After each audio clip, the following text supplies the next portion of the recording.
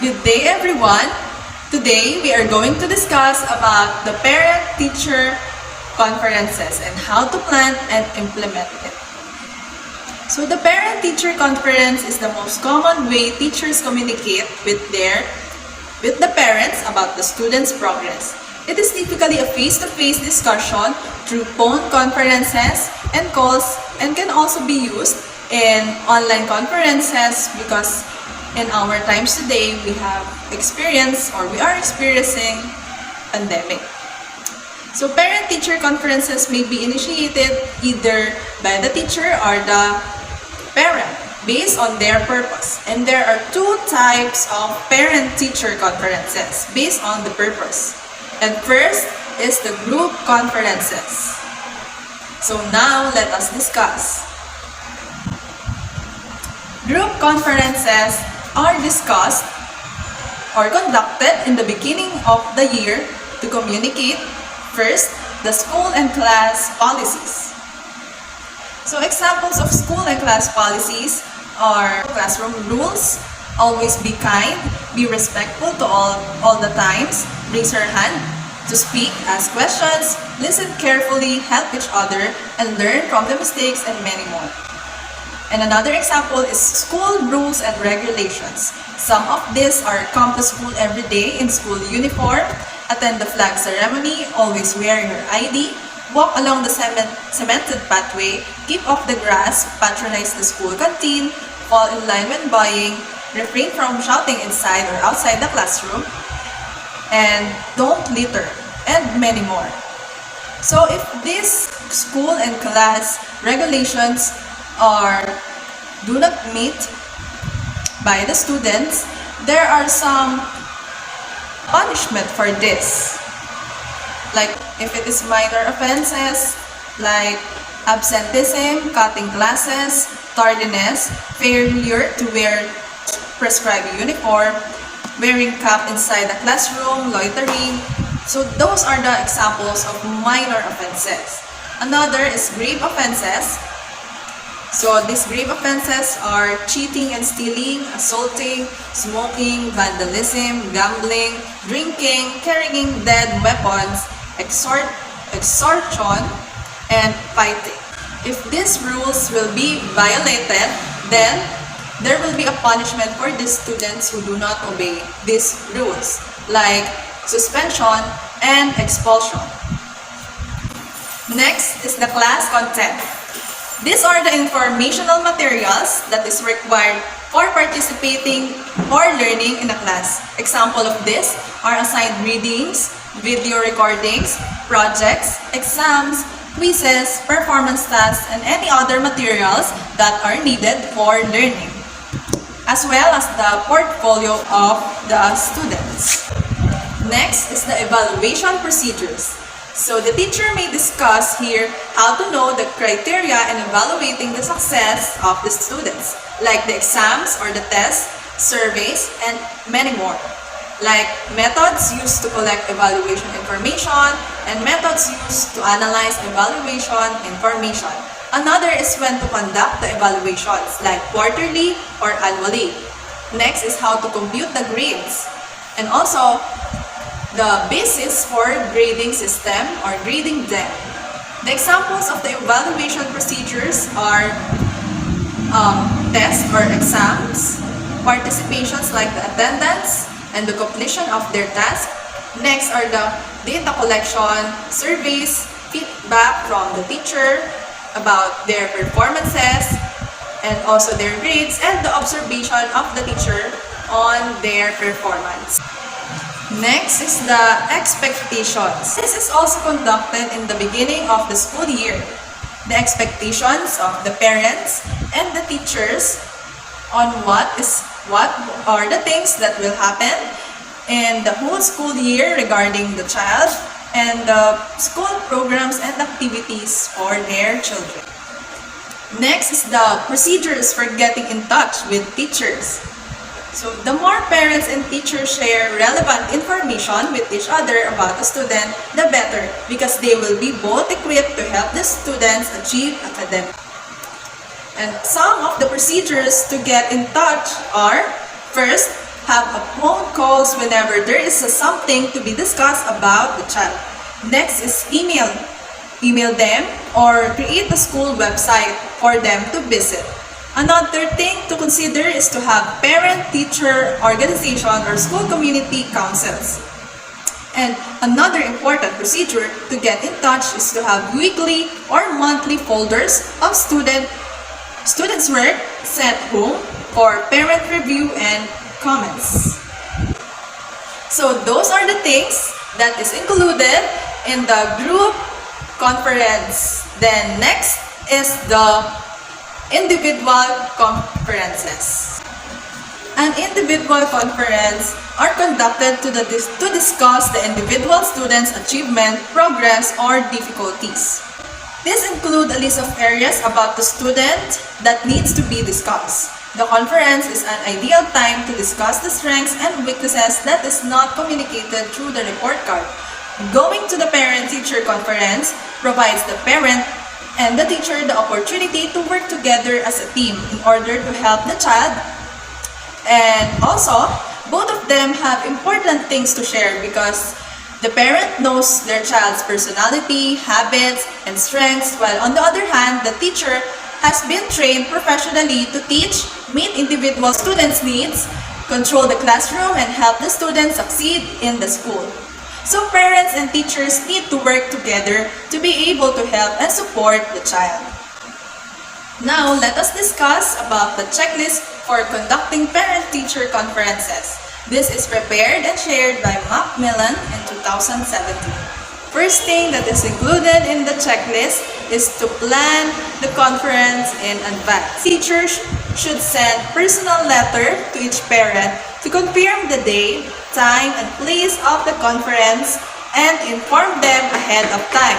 Consider also to clarify who can attend if it is the biological parent, relative, grandparent, and another way to plan in advance is to gather the files or portfolios of each student and work and make a one-page quick reference sheet about the data, progress, and skills of the students. Second is to conduct the conference in a private, quiet, and comfortable setting. So of course, the environment should be light and welcoming. So preparing the place where the conference will be conducted is important. It should be private, especially if it is an individual conference, because there are some matters that should be kept privately and confidentially, like their grades and personal information and issues or problems about the student. And also, don't conduct it behind your desk because it makes the parents uncomfortable. So instead, consider to sit on the same side of the table as your guest, and you will discover the heightened levels of conversation and they will be more comfortable in discussing some matters. The third is to begin with class discussion of positive student performances. So the teachers can praise the child and tell their mother and father about the positive or even funny story about the child and something that you really love about the student. And after that, it is also okay to discuss about some areas of concern or areas where they need improvement. Fourth is to review learning targets with examples of student performances that show progress. Here, the teachers may provide a compilation of the students' works, like showing them a student portfolio, and it may contain work samples from each learning area. So, like performance tests, photos, student self-reflection, learning goals, and more about the student. And fifth on the checklist is to establish an informal but at the same time professional tone. This will make the parents more engaged in the discussion, ask questions, and give more feedback and feel comfortable but at the same time maintain the level of respect to the teacher who's speaking.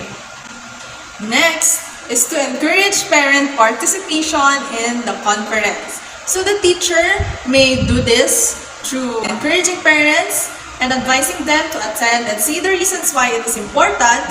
to attend a parent-teacher conference, and also encourage them to ask questions that they want to ask in the conference to have a productive conversation with the teacher.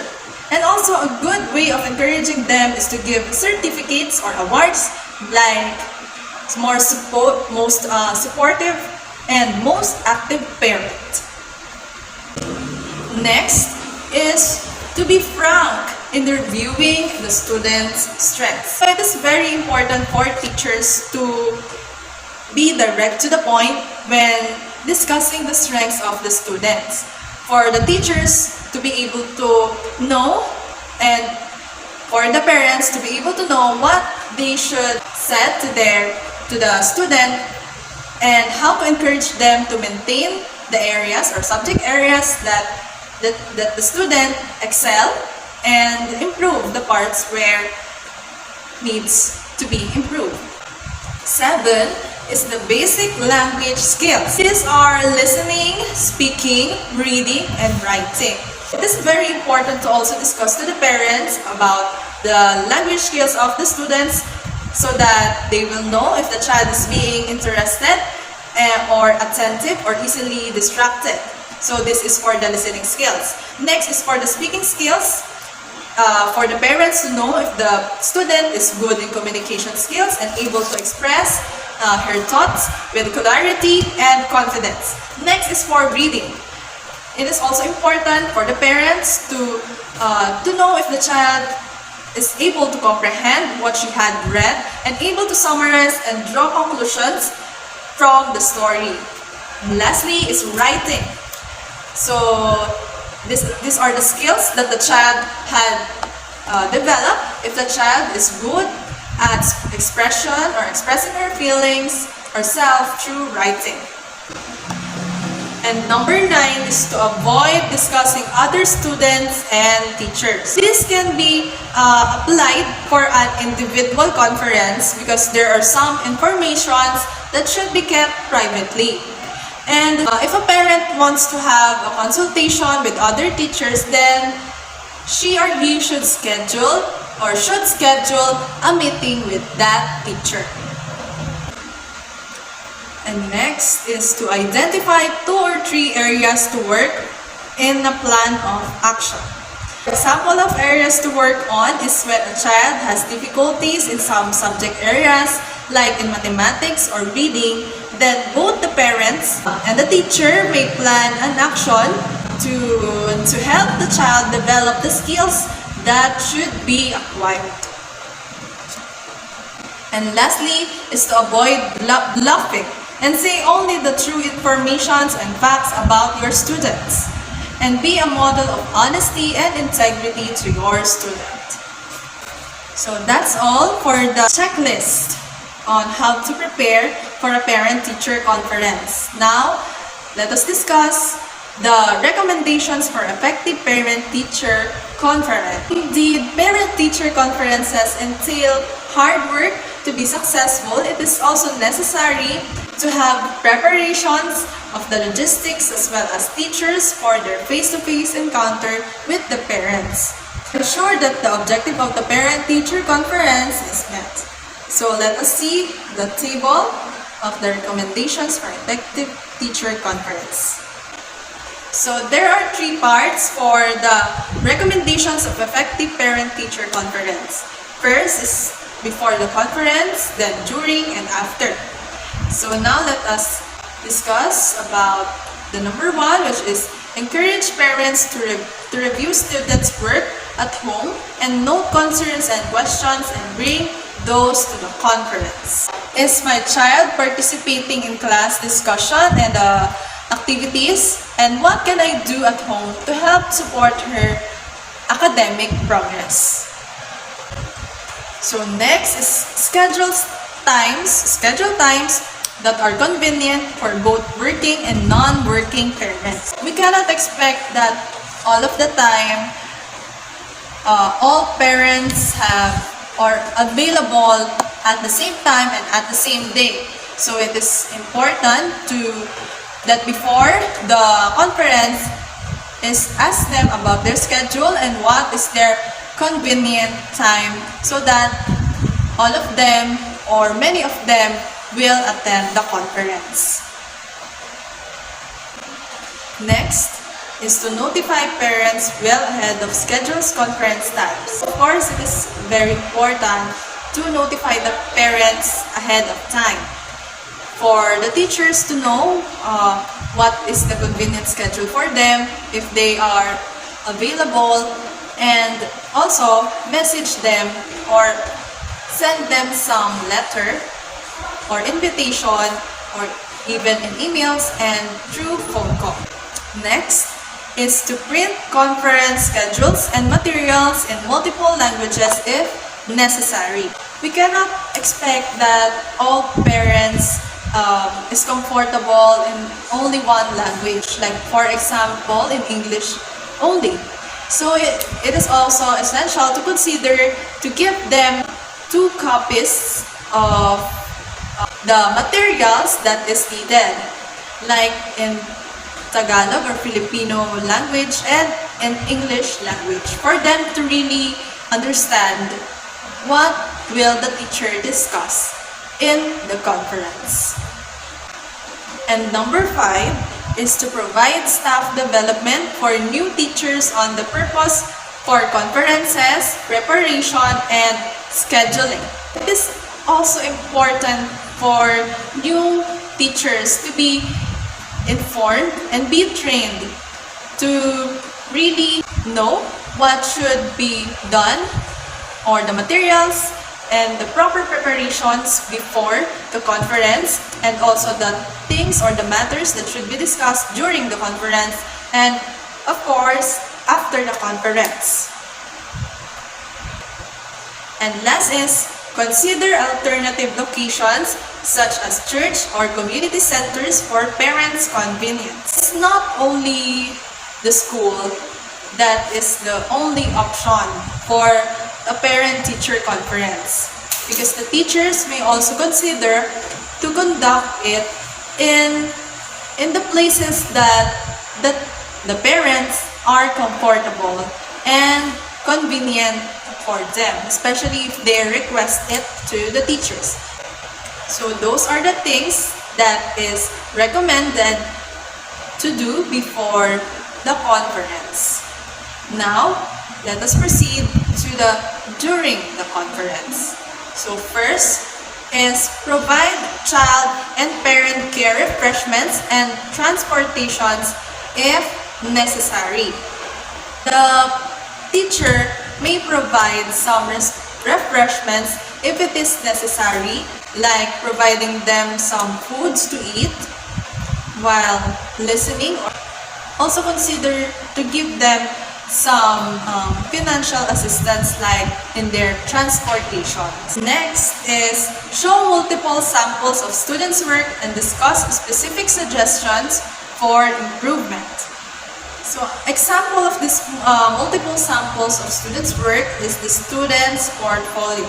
So this is a compilation of the works of the students about their performance tasks, about their quizzes, about their photos of them while doing their performances in school, and many more about them.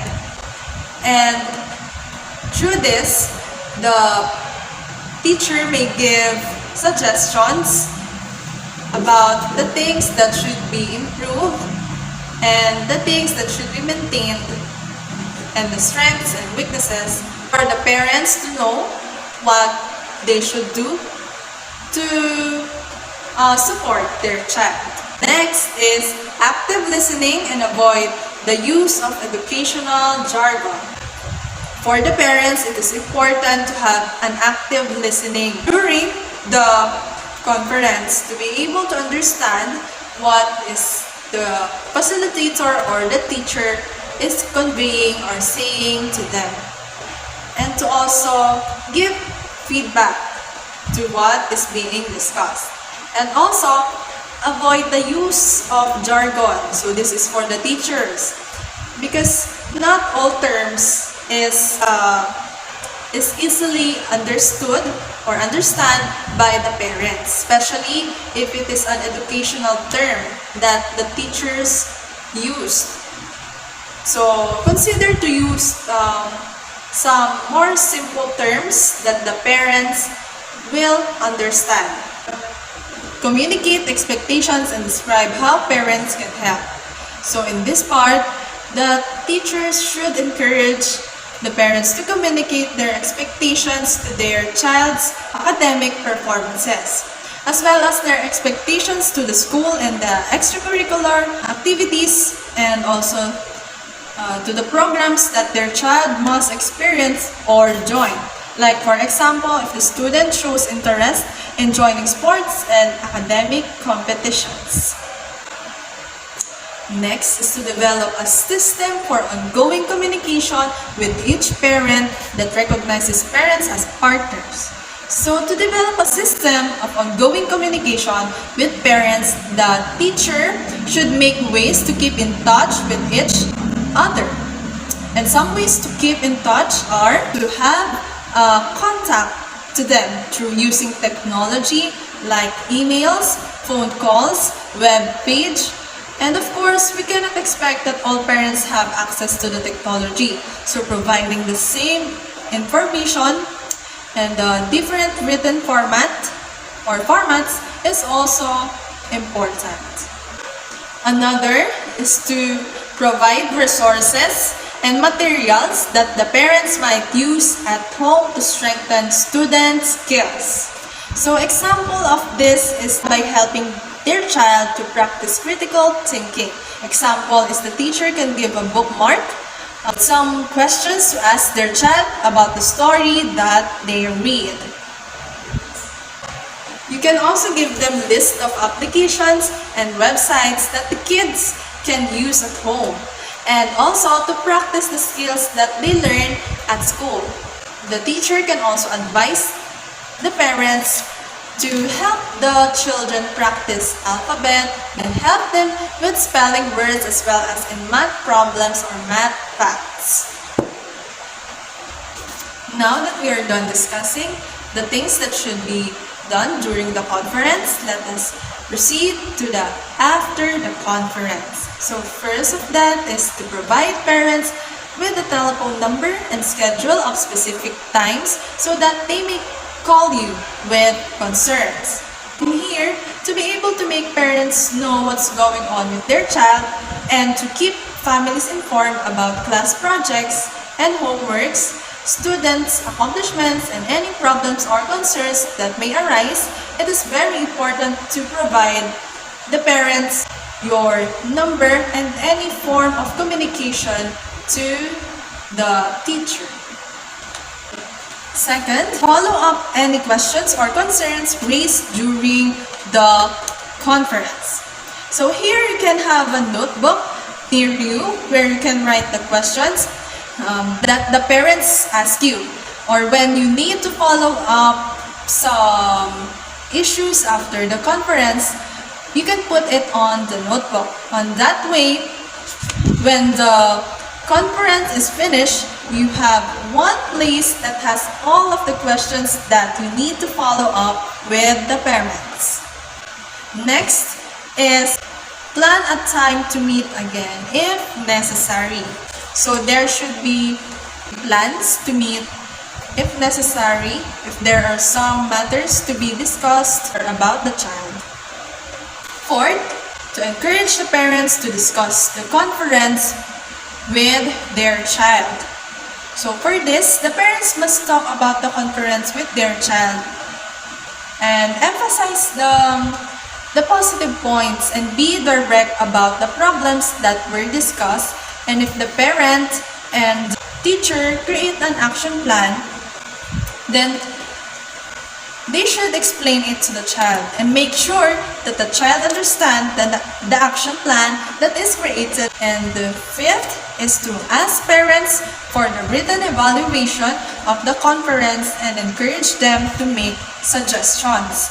So after the conference, the teacher may give some questionnaires or survey to ask parents on what they think about the conference and if the conference went well, and if there are proper ventilation, started on time, and if the speaker or the teacher delivers the information clearly.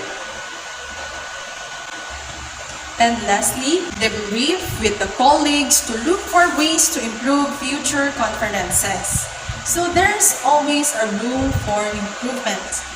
That's why it is very important that after the conference, the teachers, the co-teachers or the colleagues will talk to each other to communicate what should be improved, what are the strategies to improve the conference, and brainstorm about the things that should be added to make the conference more lively, informative, and to really have a good relationship and quality time for the communication with the parents regarding their child.